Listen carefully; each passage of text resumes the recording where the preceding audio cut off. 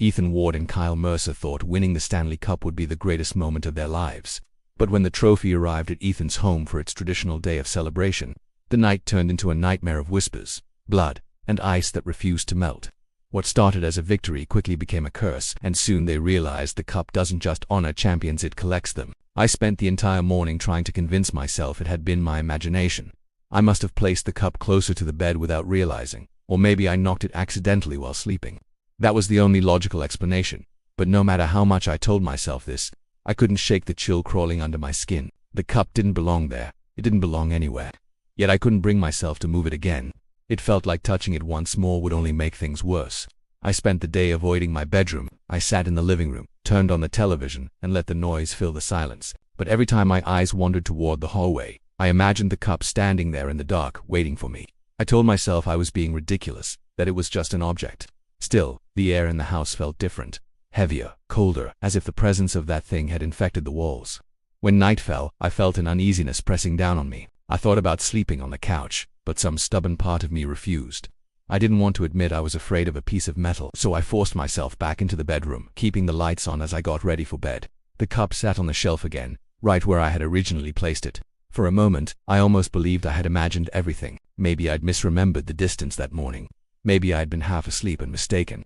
That's what I told myself as I slid under the covers. But when the lights were out and the room was swallowed in shadows, the uneasiness returned. I lay there staring at the ceiling, waiting, listening. Hours passed in silence until, without warning, the dreams began. I was standing on a sheet of ice so wide I couldn't see the edges. My breath fogged the frozen air and the ground beneath me glistened like glass. Then came the soundscapes cutting across the surface, echoing endlessly in the emptiness. Shadows emerged one by one, tall and faceless, carrying sticks that scraped against the ice. They circled me slowly, their movements sharp and deliberate. Their jerseys were ripped and torn, numbers half missing, patches of fabric frozen stiff against their skin. None of them looked alive. As they circled, I began to see their faces. Some had cracked visors, others had helmets split down the middle, and beneath them were eyes like cloudy marbles, dull and frozen. Their mouths hung open in twisted grins, their teeth blackened or shattered. Frost clung to their skin, splitting it in jagged lines, as if their bodies had been left on ice for far too long. They never spoke, never blinked, only skated around me in endless loops, closer and closer with each pass. I wanted to run, but my legs felt anchored. The air was so cold it burned to breathe, and every inhale filled my lungs with sharp pain. The shadows kept circling until I thought they would crash into me. Just as they closed in, I woke up gasping, my sheets clinging to me as though soaked in ice water. My room was freezing. The heater had been left on, but the air felt like the inside of a freezer. Frost crept across the edges of the window, and my breath rose in thick white clouds. I turned toward the shelf, and my stomach dropped. The cup was glistening, droplets forming on its rim, as though it had just been lifted from a frozen lake. I told myself I needed to prove it was just a trick of the mind. I stood on shaky legs and reached for it. My fingers brushed against the metal, and instantly they stuck. The surface was so cold it burned like fire. I yanked my hand back, and the skin on my palm was bright red, as if I had touched dry ice. My chest tightened, and my heart thumped painfully as I stumbled backward. I stared at it, horrified. The dark stain on the underside had changed. It had spread, thick and wet, oozing down the grooves like something fresh. The smell hit me then, coppery, metallic, unmistakable. I knew that smell. It was blood. My knees nearly gave out, but I couldn't look away. I wanted to scream, to run, to throw the cup out into the street. But before I could move, something happened that froze me in place. From deep inside the metal, from a place no sound should have been able to come from, I heard the roar of a crowd. It was faint at first, then louder, swelling until it filled the room. Not joyful, not alive, but hollow, like thousands of voices cheering in unison from beyond the grave. And just as quickly as it began, it stopped. The cup stood silently once more, heavy and motionless as if nothing had happened. But the smell of blood lingered in the air, and the stain beneath it kept growing. I couldn't shake the feeling that the cup had moved on its own. All day I tried to rationalize it, telling myself I had simply placed it differently than I remembered. Maybe I was tired. Maybe I was letting grief cloud my mind. That was easier to accept than the alternative. But no matter how I tried to push the thought away, it stayed in the back of my head like a splinter I couldn't dig out. Every time I walked past my bedroom door, I expected to see it waiting for me, closer than before. I decided to keep myself busy. I turned on the television, scrolled through my phone, even tried reading, but none of it helped. My thoughts circled back to the cup again and again. It wasn't just an object anymore. It felt like it had become part of the house, like the air itself carried its weight. Every sound made me flinch to groan of pipes.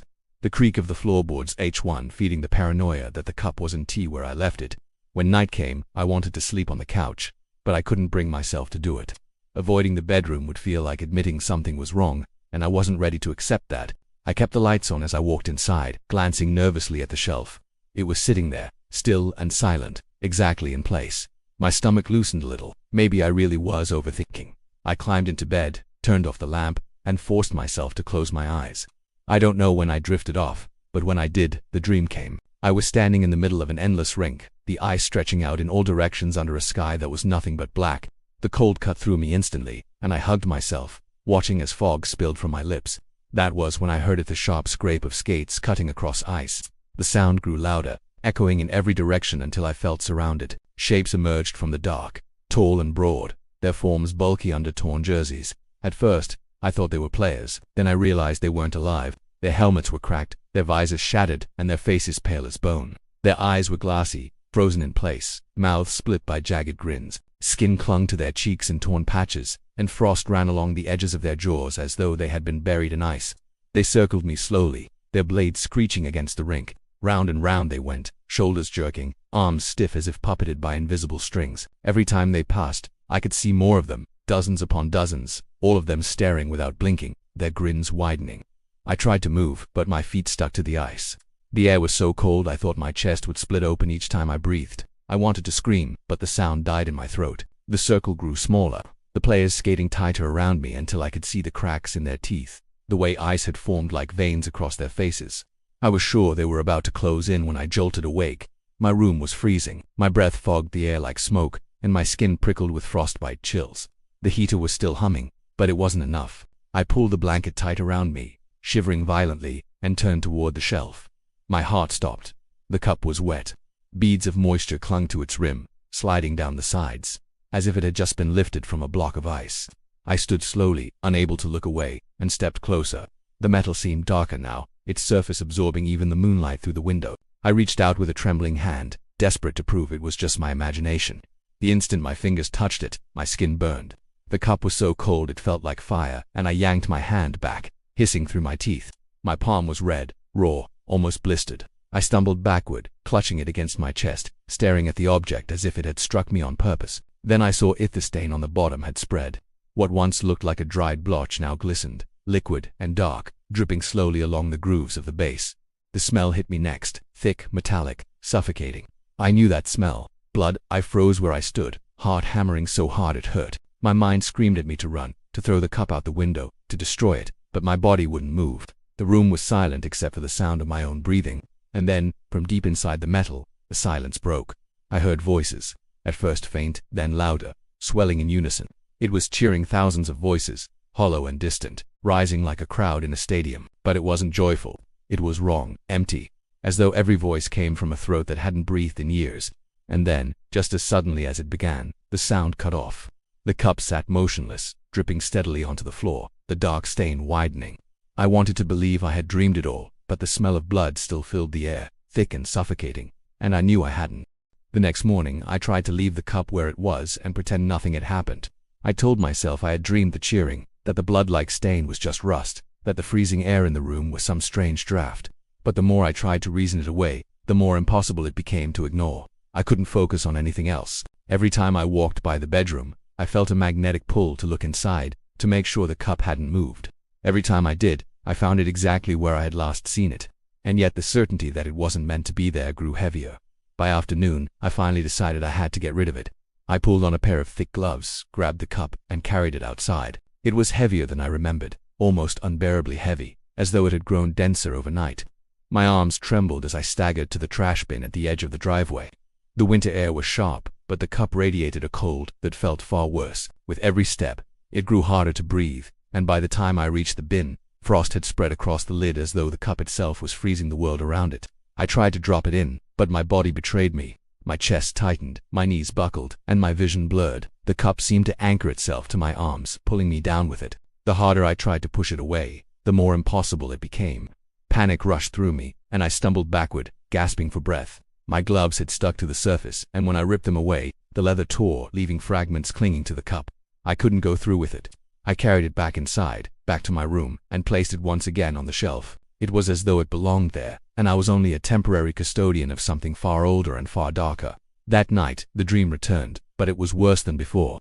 The endless rink was the same, stretching into darkness, but this time, the shadowy players didn't circle me. They stood perfectly still, forming a jagged line, all facing me. Their sticks were clutched in frozen hands, their shoulders hunched, their jerseys hanging in tatters.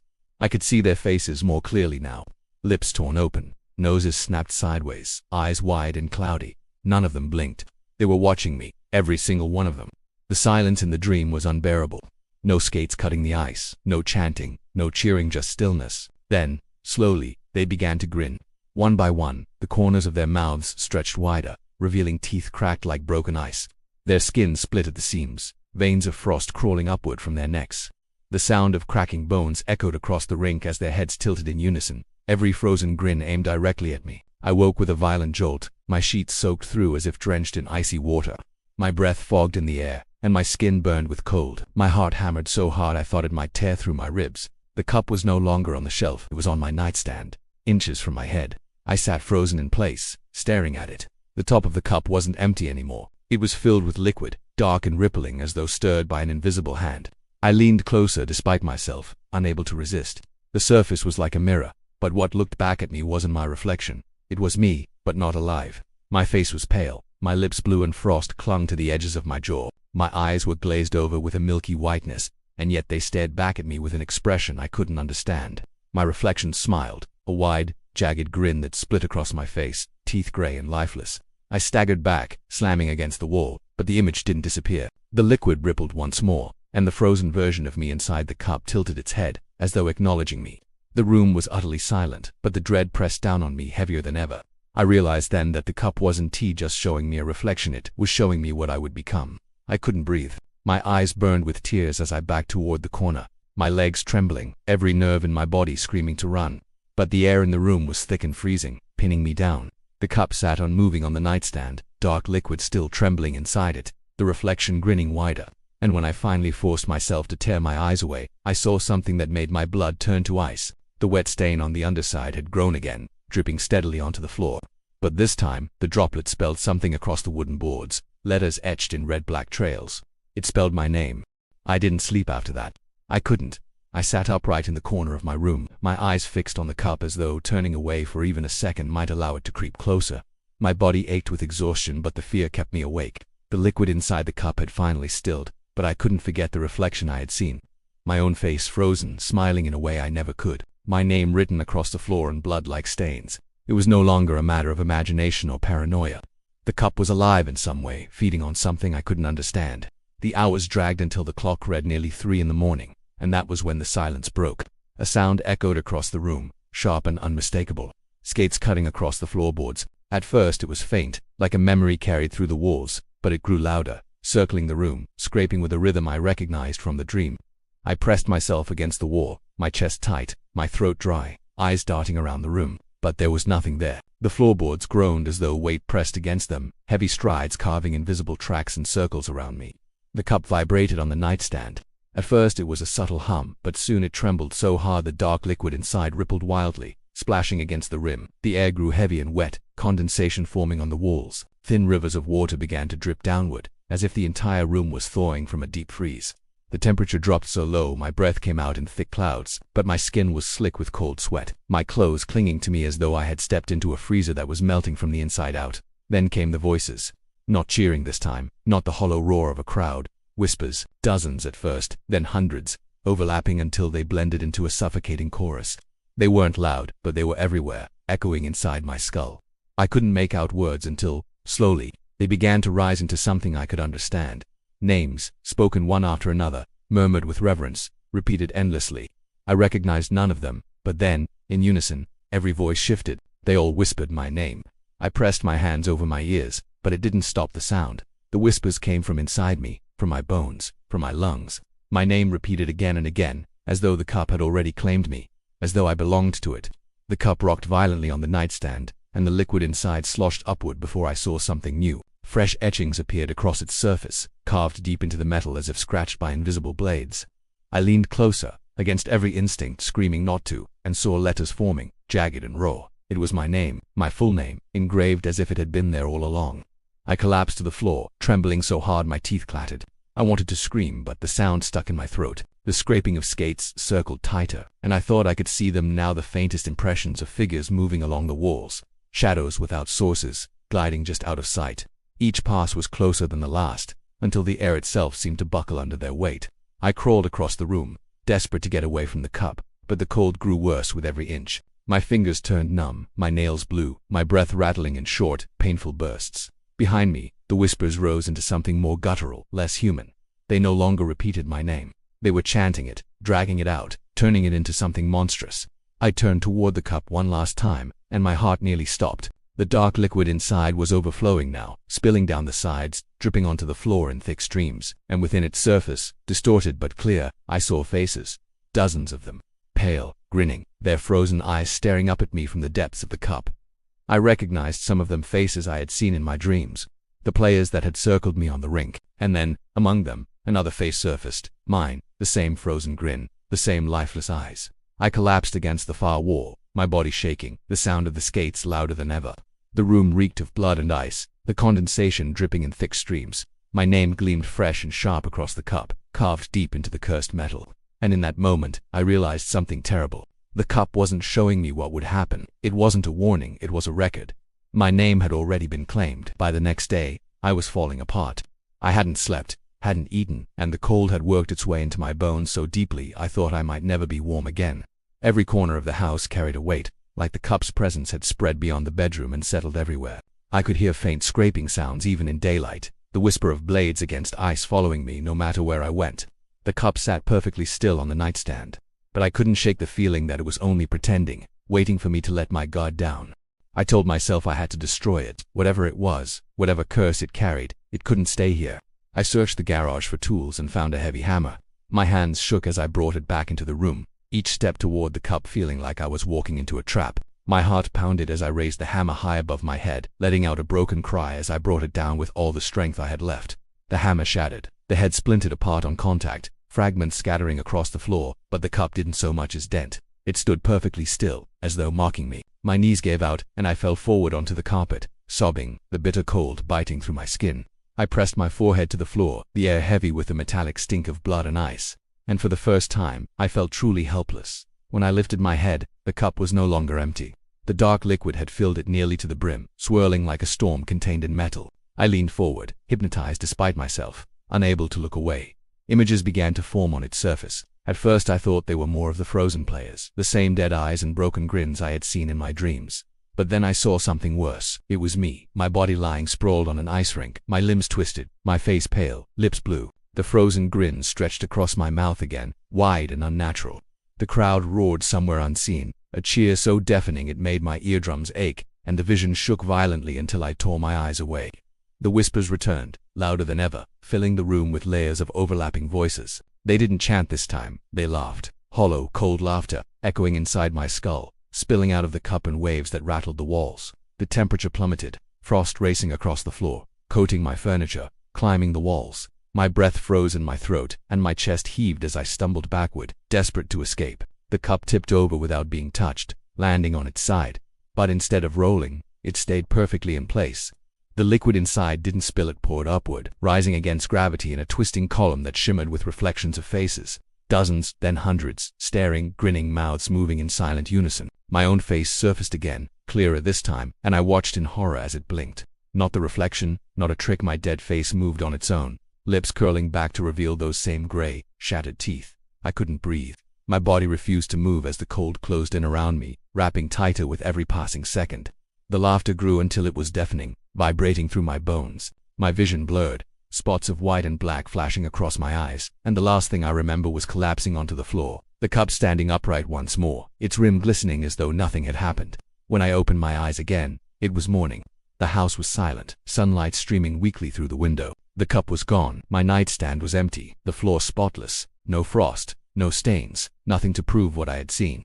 For a brief moment, I thought it was over, that I had escaped whatever curse had wrapped itself around me. I almost convinced myself I had dreamed the entire thing, but then I went to the bathroom, I turned on the faucet, splashing water over my face, and when I finally looked into the mirror, I froze. My reflection stared back at me, but carved across my skin, faint but fresh, were letters, thin raw cuts spelling my name, etched into my flesh, exactly as it had been carved into the cup. I stumbled back, gasping, clutching at my cheeks, but the marks didn't fade. They were real, carved deep as if by invisible blades. My chest tightened, my throat closing, panic clawing at me. I turned toward the bathroom floor and my stomach dropped. There were lines etched into the tile. Not cracks, not scratches, but grooves cut clean and sharp, trailing across the room. They weren't random, they were tracks. Thin, straight lines, dragging away into the shadows, the unmistakable marks of skates slicing across ice. And even though the house was silent, I swear I heard it again, the faint scrape of blades gliding, circling, waiting for me.